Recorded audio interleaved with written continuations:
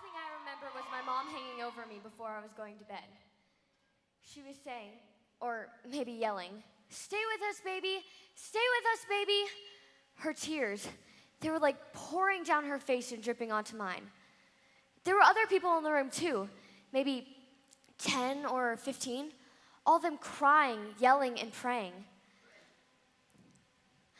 I was so tired I could barely breathe.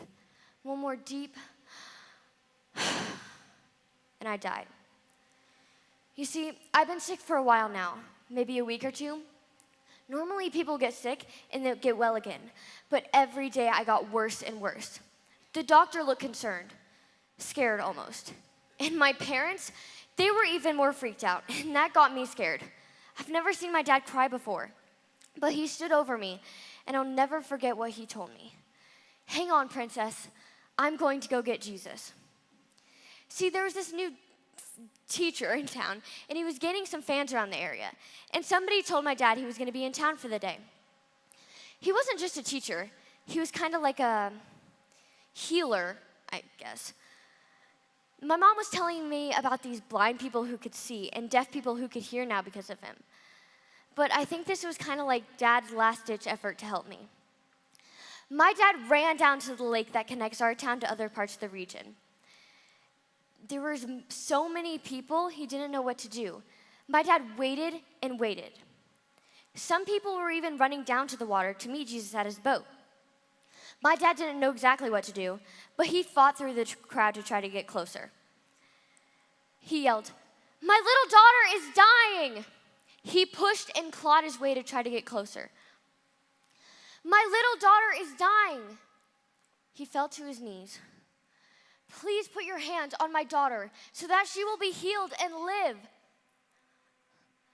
Jesus didn't say a word. He just followed Dad to my house. Dad's heart was beating like 200 times a minute because he couldn't believe this was actually happening. But Jesus was going really slowly. So Dad was trying to speed things up. "Come on, man. Why are you taking so long? My daughter's dying. Hurry up." But Jesus was in no hurry at all. When they were just 2 blocks from my house, Jesus completely stopped and looked around. This lady had touched Jesus, and she was completely healed, even though Jesus wasn't even trying. I know, it's a crazy story, but now Dad's heart was beating even faster because he knew how sick I was. He was like, "Seriously? Why are you taking so long?" It was right about then when Mom was telling me to hang on. She could hear the crowd getting closer, but all I wanted to do was sleep. I closed my eyes, and that was it. My uncle ran down to tell my dad the bad news. "It's too late. Don't bother getting Jesus at this point." I was dead.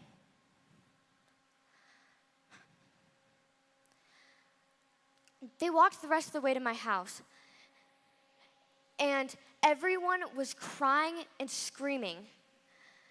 "Why are you all crying and screaming so much? This girl isn't dead. She's just sleeping." At first, everyone just stared. But then, one by one, people started laughing. I mean, what was this guy thinking? I was dead. One by one, Jesus didn't say a word, but he just told everyone to leave except for Mom, Dad, and 3 of his followers.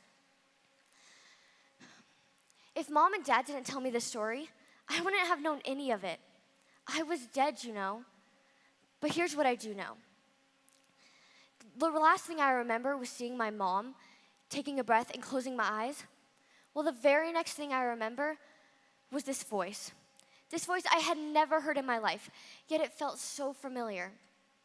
"Little girl, I say to you, get up." I don't know what motivated me, but the second I heard that voice, I took a breath, sat up, and walked around the room. I felt strong, no fever, no chills, no nothing, and I was completely healed. And you would think the people in the room would freak out, but they weren't. They were completely silent, and so was I. But what we didn't know was that this was one of those moments that we would never forget.